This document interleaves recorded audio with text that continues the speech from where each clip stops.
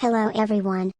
This time, I will explain how China's largest debt collection company, which is probably not well known overseas, is now able to conduct cross-border investigations. This is not the case in Japan today, but about 50 years ago in Japan, people lent money at high interest rates and used forceful means to collect the money.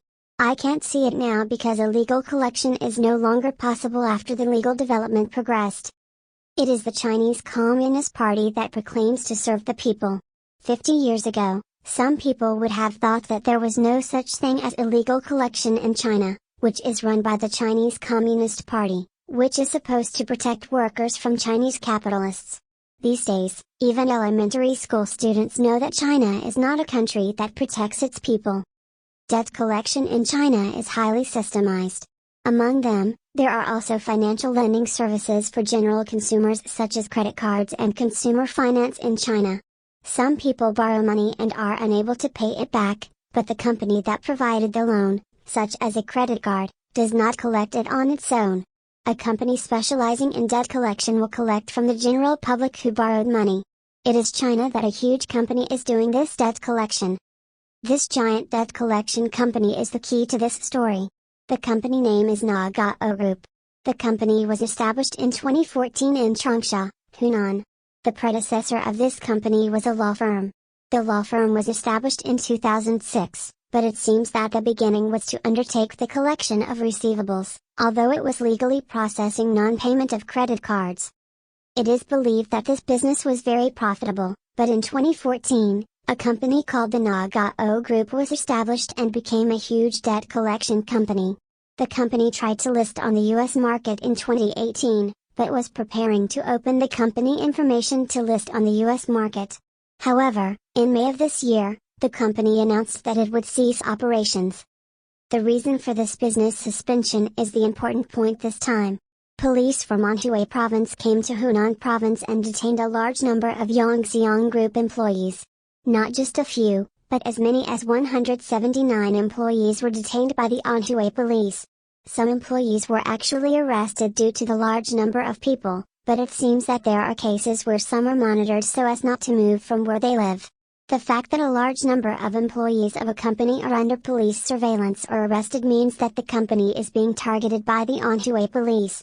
The company posted 3 claims to the government on the internet. First, it is out of jurisdiction for the Anhui police to come to Hunan to operate. The governor insists that the Hunan police should do it, and he argues that the Hunan provincial government should form a group to investigate whether the police's operations in Hunan are illegal. Finally, he argued that the government should intervene to solve this problem. However, this sentence was removed a few hours later. One big point is that Anhui police came to Hunan and detained a large number of people. I will explain the unusual points of this investigation. The first is the positional relationship between Anhui and Hunan provinces. The two are quite far apart. They are roughly 700 kilometers apart. It takes about 8 hours by car. There is no doubt that it is a misjudgment on the Hunan side. In the case of China, it is a very serious problem because not only the difference in jurisdiction but also the interests are greatly related. It's more like a mafia turf war than a misjudgment. Usually, Anhui province cannot go to Hunan province. It is considered that the central government of the Communist Party of China has obtained the consent of this clearly strange behavior. In other words, with the approval of the Xi Jinping administration, the Anhui police were able to go to Hunan to investigate. The company has announced a sentence that it should be left to the Hunan government because it is out of jurisdiction, but this is targeting the executives of the Chinese Communist Party who are related to the company. As a company, if the Hunan provincial government investigates, we can use the company's personal connections to crush or deceive the investigation. Therefore, the company insisted that the Hunan provincial government manipulate it, but the Hunan provincial government would be in trouble if it claimed that it had a relationship with the company. Since the Hunan provincial government has been targeted by the Xi Jinping administration, it will be uneasy about what kind of repression there will be. Perhaps the Hunan provincial government instructed the company to delete the claims posted on the internet. By the way, the top of the police in Anhui province is famous for being Xi Jinping's henchman. So there is no doubt that the targeted company, the Hunan provincial government, is in a precarious state because the Anhui police movement is moving in line with Xi Jinping's ideas. And think about why this company was targeted. I can guess at least two reasons. One was to try to be listed on the American stock market. The Xi Jinping administration has a tendency not to think well of Chinese companies listing their stocks in the United States. Wealth will flow to the United States if listed in the United States, and you must follow American rules.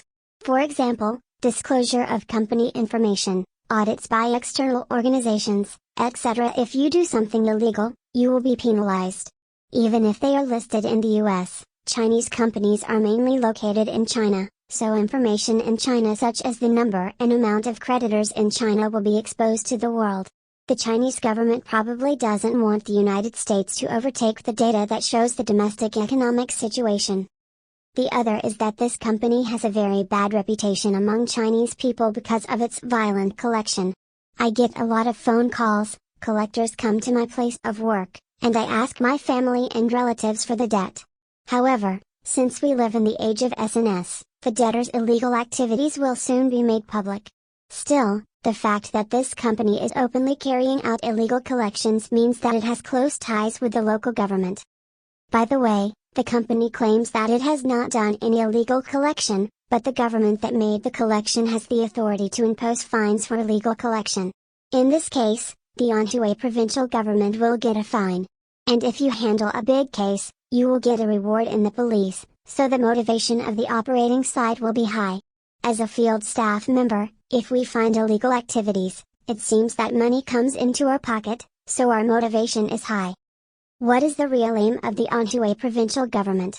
Probably, if there is a local government that the Xi Jinping administration does not like in the future, Anhui province can go to crush it at any time. Once I became the head of the local government, it was safe until now, but in the future there is a danger that the police will suddenly come. This case is of great importance both economically and politically. That's all for now. See you next time.